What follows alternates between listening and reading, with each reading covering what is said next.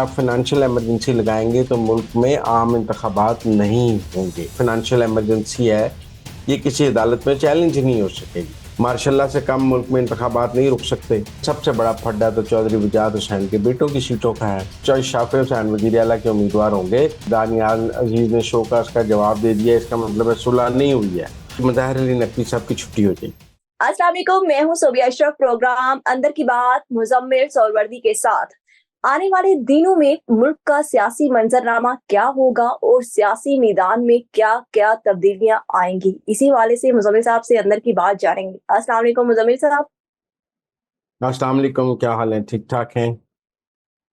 वालेकुम अस्सलाम, अल्लाह का शुक्र है। मुजम्मिल साहब, पहले तो ये बताएं, मुआशी इमरजेंसी की बड़ी खबरें गर्दिश कर रही हैं, आपके पास अंदर की क्या खबर है? क्या मुआशी इमरजेंसी के नतीजे में आम इंतखाबात मुलतवी हो जाएंगे? देखिए, मैंने कॉन्स्टिट्यूशन पढ़ा है, आर्टिकल 234 इस हवाले से है। आर्टिकल 234 में बहुत क्लियर है कि फाइनेंशियल इमरजेंसी तो सदर मुमलिकत लगा सकते हैं, उसकी पार्लियामेंट से तौसीक भी ज़रूरी है, लेकिन उसमें लिखा हुआ है कि अगर कौमी असम्बली मौजूद ना हो तो सिर्फ सेनेट से तौसीक हासिल कर ली जाए। लेकिन इस दौरान अगर कौमी असम्बली के इंतखाबात हो जाएं तो फिर दोबारा तौसीक के लिए कौमी असम्बली मौजूद हो।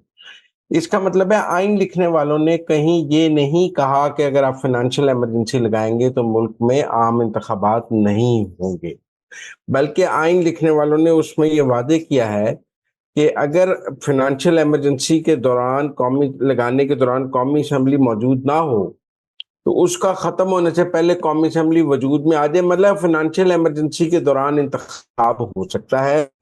ये बात आइन में लिखी हुई है। लिहाजा अगर तो कोई फाइनेंशियल इमरजेंसी इसलिए लगाना चाहता है कि मुल्क में आम इंतखाबात का रास्ता रोका जाए, तो मेरे ख्याल में उसको इससे कामयाबी हासिल नहीं होगी। जस्टिस काजी फायज ईसा जब इंतखाब पढ़ने लगेंगे कॉन्स्टिट्यूशन तो उन्हें समझ आ जाएगी कि कॉन्स्टिट्यूशन में इसके नतीजे में इंतखाब तो नहीं रुकता। हाँ, हुकूमत को बहुत सारी ताकतें मिल जाएंगी, तनख्वाहें आदि की जा सकती हैं, टैक्स लगाए जा सकते हैं, बहुत कुछ ऐसा किया जा सकता है। ये भी लिखा हुआ है कि जो फाइनेंशियल इमरजेंसी है, ये किसी अदालत में चैलेंज नहीं हो सकेगी। मतलब अगर इमरजेंसी लग जाए तो आप अदालत में चैलेंज नहीं कर सकते, ये बात ठीक है। लेकिन ये कहीं नहीं लिखा हुआ कि अगर फाइनेंशियल इमरजेंसी लग जाएगी तो फिर इन मुल्क में इंतखाबात नहीं होंगे, बल्कि ये उसके अंदर बिटवीन द लाइन मौजूद है कि इंतखाबात हो सकते हैं। इसलिए मैं समझता हूँ कि अगर तो आपने फाइनेंशियल इमरजेंसी इसलिए लगानी है कि आप मुल्क में इंतखाबात का रास्ता रोक सकें, तो वो फाइनेंशियल इमरजेंसी से नहीं हो सकता। उसके लिए तो कुछ और ही करना पड़ेगा। उसके लिए तो फिर आपको मार्शल लॉ लगाना पड़ेगा।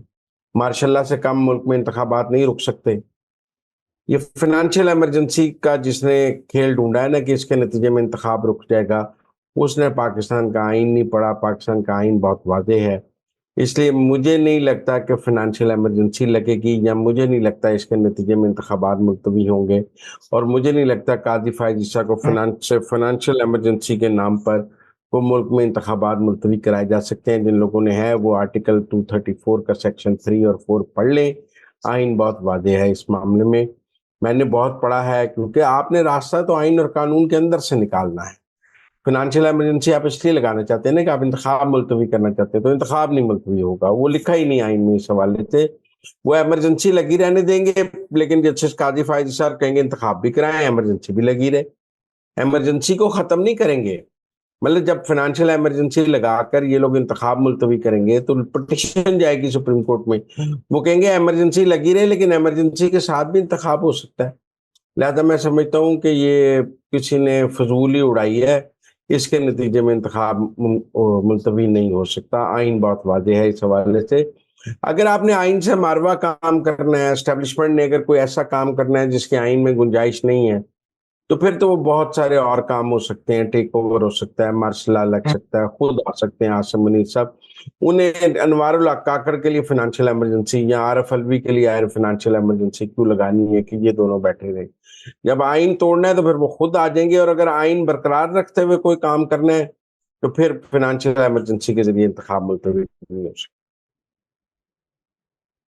मुजम्मिल साहब, आपने पूरा नक्शा खींच दिया है और बड़ी अंदर की बात बताई है कि इंतखाबात मुलतवी नहीं होंगे।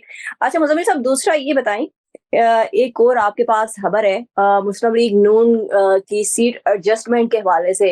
एमक्यूएम के साथ सीट एडजस्टमेंट करने की कोशिश की, वो फार्मूला कामयाब नहीं हो सका। तो क्या अब मुस्लिम लीग काफ और आईपीपी के साथ सीट एडजस्टमेंट होगी?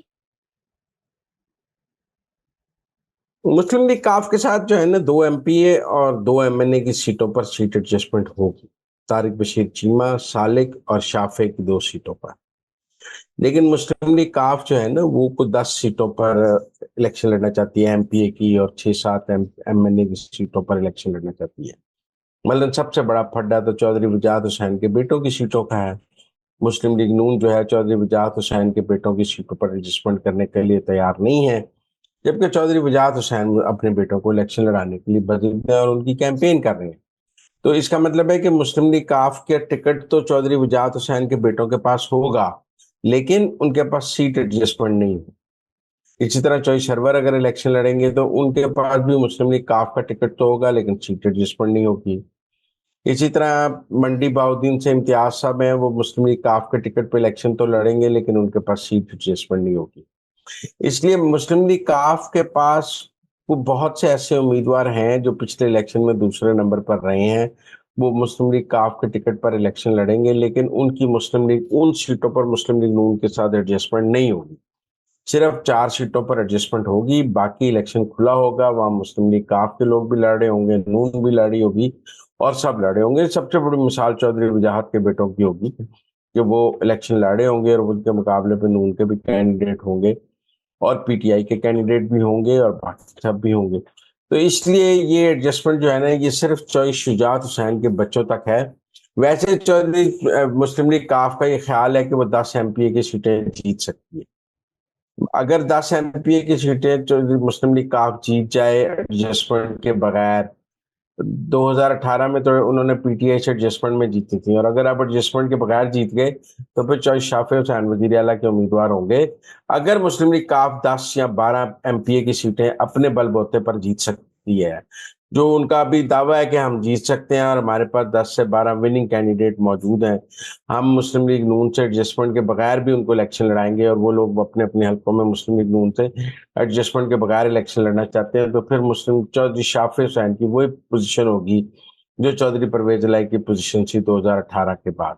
लेकिन अभी ये देखने की बात है कि मुस्लिम लीग काफ कैसा परफॉर्म करती है। लेकिन मुस्लिम लीग काफ ने ये फैसला किया है कि जिन सीटों पर एडजस्टमेंट नहीं भी होगी वहां उनके लोग इलेक्शन लड़ेंगे और नून के लोग भी लड़ लें, तो आमने सामने इलेक्शन लड़ने की भी तैयारी हो रही है। सिर्फ 4 सीटों पर एडजस्टमेंट है। मतलब साहब ये तो काफ लीग के साथ हो गया ना, आईपीपी के साथ, और खास तौर पे अलीम खान का जो हलका है लाहौर का, हम्म। देखें उसमें आपके पास क्या अंदर की बहुत खबर है?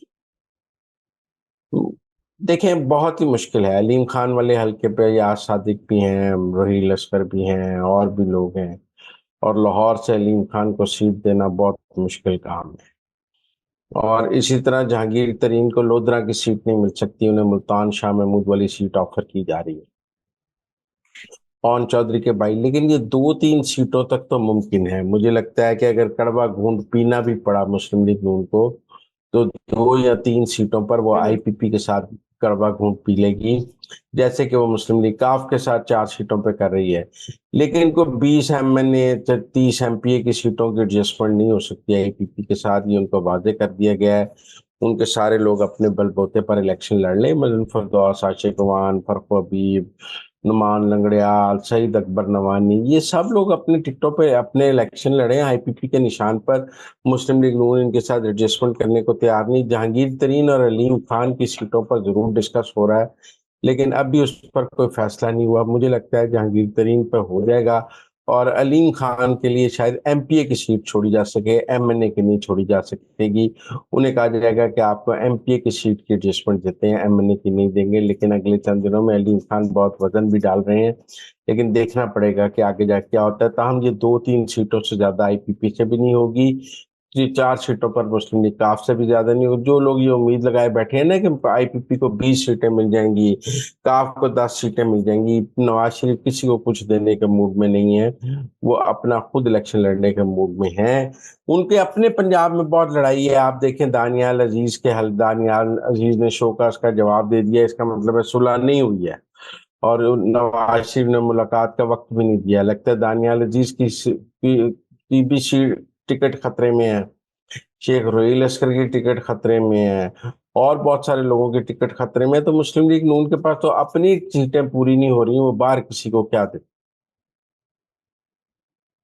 जहांगीर तरीन की सीट पे कॉम्प्रोमाइज कर सकते हैं मुस्लिम लीग नून। अच्छा मुजम्मिल साहब, एक और तीसरी अंदर की खबर, जो सुप्रीम जुडिशियल काउंसिल ने दूसरा नोटिस जारी किया हुआ था जस्टिस मज़ाहिर अली अकबर नकवी को, उन्होंने जवाब जमा करा दिया है और आइंदा इजलास जो है वो 11 जनवरी को है। क्या मतवक्के कार्रवाई होगी सुप्रीम जुडिशियल काउंसिल के इजलास की? मैंने तो पहले भी कहा है कि मज़ाहिर अली नकवी साहब की छुट्टी हो जाएगी और वो बच नहीं सकते। जो इन्होंने शोकस का जवाब दिया है, इसमें भी अपने ऊपर इल्जामात का जवाब नहीं दिया, सिर्फ यही कहा है कि जो सुप्रीम जुडिशियल काउंसिल की कार्रवाई बदनीयती पर है, मुझे इंतकामी कार्रवाई का निशाना बनाया जा रहा है, मैं बेकसूर हूँ। जो इल्जामात हैं उनका जवाब उन्होंने नहीं दिया है। मुझे लगता है 11 जनवरी के इजलास में उनको फारग कर दिया जाएगा। बहुत मौके दे दिए, बहुत ड्यू हेयरिंग दे दी, उनको बार बार हेयरिंग का मौका दिया गया कि वो कोई जवाब दे दें, लेकिन वो अपने ऊपर लगने वाले इल्जामात का जवाब देने के लिए तैयार नहीं है, उल्टा सुप्रीम जुडिशियल काउंसिल पर इल्जाम लगाते हैं। लिहाजा 11 जनवरी उनके लिए तो मुझे छुट्टी का दिन लगता है। थैंक यू मुजम्मिल साहब कि आपने हमें अंदर की खबरों से बाखबर किया। मुजम्मिल साहब के मुताबिक 11 जनवरी जस्टिस मज़ाहिर अली अकबर नकवी के लिए छुट्टी का दिन होगा। इसके साथ ही मुझे इजाजत दें। अल्लाह हाफिज।